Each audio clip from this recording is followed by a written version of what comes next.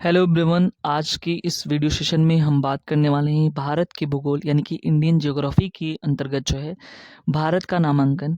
ठीक है, यानी कि भारत का नाम कैसे पड़ा, भारत से पहले किन किन नामों से जो है भारत जाना जाता था और उसका क्षेत्रफल क्या है, इन सभी चीज़ों को हम आज की इस वीडियो सेशन में देखेंगे। ठीक है, सबसे पहले देखो यहाँ पे जो सिंधु घाटी सभ्यता थी, इंडस वैली सिविलाइजेशन, तो ये माना जाता है कि भारतीय जो सभ्यता और संस्कृति थी उसकी वो जननी है। ठीक है, वहीं से जो है सिंधु घाटी से ही सारा जो है चीज़ें उद्गम हुआ।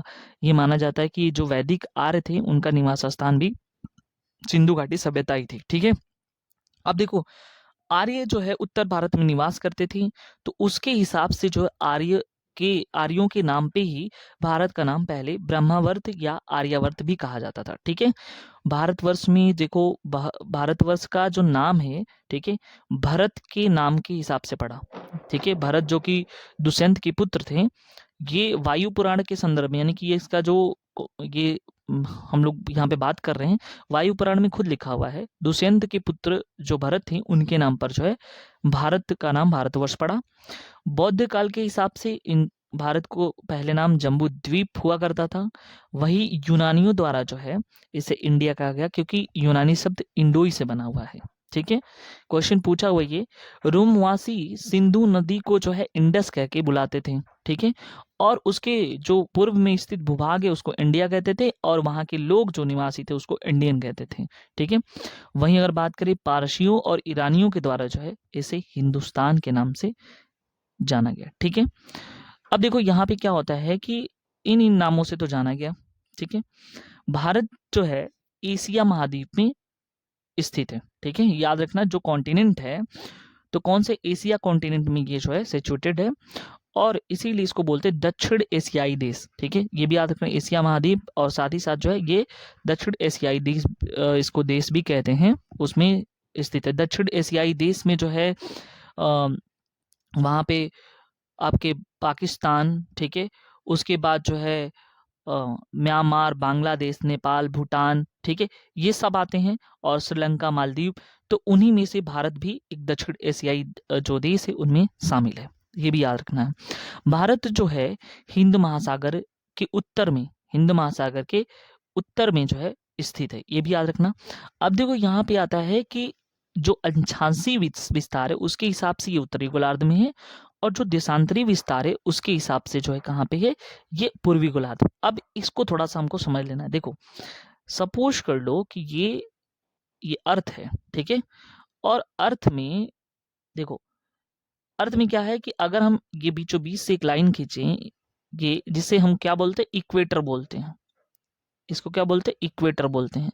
ये वाला ऊपर वाला हिस्सा नॉर्थ है, ये साउथ है, ये ईस्ट है, और ये वेस्ट है। ठीक है, तो इस वाले हिस्से को जो ऊपर हम बना रहे हैं ये डॉटेड वाला, ठीक है, ये वाला, ये नॉर्दर्न हेमिस्फेयर है। अब देखो इसको बोलते हो, जैसे ये क्या है, एक आधा बना हेमिस्फेयर है, नॉर्दर्न हेमिस्फेयर है, तो इसी को हम बोलते हैं उत्तरी गोलार्ध। ठीक है, और ये नीचे वाला जो हिस्सा है, यहाँ ऐसे हम कर देते हैं, ये नीचे वाला हिस्सा, इसको हम बोलते हैं दक्षिणी गोलार्ध।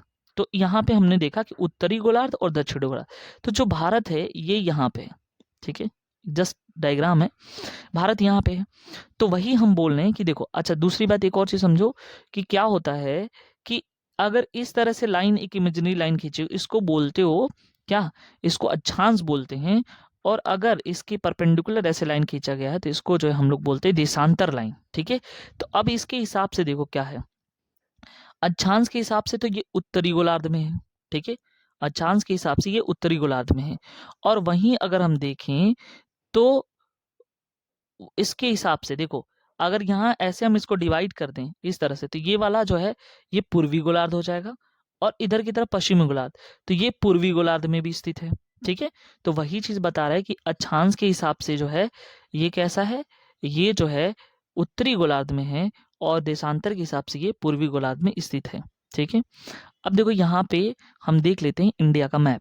ठीक है, यानी कि अपना प्यारा भारत का ये मैप है जो कि सबको बनाना आना चाहिए, क्योंकि एग्ज़ाम में कल के जो है आप अगर जो है मेंस के एग्ज़ाम देते हैं तो वहाँ पे जो है ज़रूर कई बार ऐसी फैक्ट्स आते हैं जहाँ पे मैपिंग करना बहुत ज़रूरी है, और इससे जो एग्ज़ामिनर काफ़ी जो है प्रभावित होता है, क्योंकि मैप के हिसाब से आप जब भी डायग्राम के हिसाब से दिखाते हो तो बहुत सारा ज़्यादा इम्पैक्ट पड़ता है। ठीक है, अब देखो यहाँ पे क्या है मैप में, तो मैप में अगर हम देखें तो वेस्ट से लेकर के ईस्ट तक, ठीक है, यानी कि पूरब से लेकर पश्चिम तक का जो डिस्टेंस है वो है 2933 किलोमीटर है। वहीं अगर नॉर्थ से लेकर के साउथ तक का डिस्टेंस देखें तो वो है 3214 किलोमीटर। तो ये भी इंपॉर्टेंट है। अगर दोनों दूरियों के बीच का अंतर देखें तो कितना अंतर है, 281 किलोमीटर। एक बार क्वेश्चन ही पूछा गया है कि कितना अंतर है, तो इसको आपको ध्यान में रखना जरूरी है। अगर हम बात करें साथ ही साथ जो इससे सीमा साझा करने वाले जो देश हैं वो कौन कौन से हैं, तो आप देख सकते हो इधर की तरफ पाकिस्तान है, फिर चाइना है, नेपाल है, भूटान है, म्यांमार है, बांग्लादेश है, मालदीव है और श्रीलंका है। तो टोटल जो है 8 ऐसे देश हैं जो भारत के साथ जो है सीमा साझा करते हैं। वहीं अगर बात करें तो इसके पश्चिमी क्षेत्र में जो अरेबियन सी आता है, ठीक है, अरब सागर, और इस साइड जो है यानी कि पूर्वी साइड्स में ये बंगाल, बे ऑफ बंगाल यानी कि बंगाल की खाड़ी आती है। ठीक है, अगर हम बात करें भारत की टोटल क्षेत्रफल की, तो वो भारत की टोटल क्षेत्रफल जो है कितनी है, 32,87,263 वर्ग किलोमीटर यानी कि किलोमीटर स्क्वायर। उसी में से जो है उसी क्षेत्रफल में से पाकिस्तान के पास जो कब्जा है, ठीक है, तो वो है 78, ठीक है, 78,114 किलोमीटर स्क्वायर। ठीक है, 78,114 किलोमीटर स्क्वायर इसके पास है। ठीक है, उसके बाद जो अक्साई चीन है यानी कि चीन के पास जो 1963 में कब्जा किया था वो 37,555 वर्ग किलोमीटर है। 37,555 वर्ग किलोमीटर है। उसे अच्छा एक चीज और बता दें, पाकिस्तान के ही क्षेत्रफल में से 5180 वर्ग किलोमीटर जो है चीन ऑलरेडी उससे कब्जा किया हुआ है। ठीक है, तो ये भी लर्न करना है यहाँ पे। अब थोड़ी सी हम बात कर लेते हैं, यहाँ पे नीचे आ जाते हैं। तो पूरे विश्व का यानी कि टोटल वर्ल्ड का अगर हम देखें क्षेत्रफल के हिसाब से तो भारत जो है 7वां सबसे बड़ा देश है।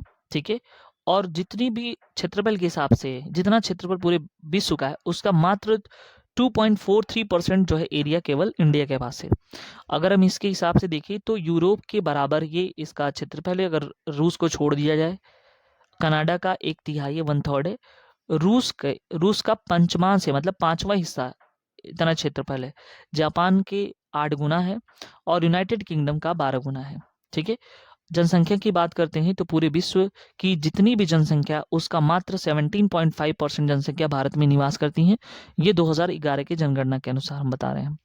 उसके बाद जो है अगर हम बात करें 2011 के जनगणना के जो अंतिम आंकड़े थे, ठीक है, उसमें जो है कुल गांव, ठीक है, 64 लाख जो है सॉरी 6,40,932 गांव है। ठीक है, 6,40,932 गांव जो है 2011 के जनगणना के अनुसार जो है भारत में निवास करते हैं। तो आई होप ये वीडियो से आपको अच्छा लगा होगा, समझ में आया होगा। कमेंट सेक्शन में कमेंट करके जरूर बताएं। नए वीडियो हो तो सब्सक्राइब करें। Thank you so much.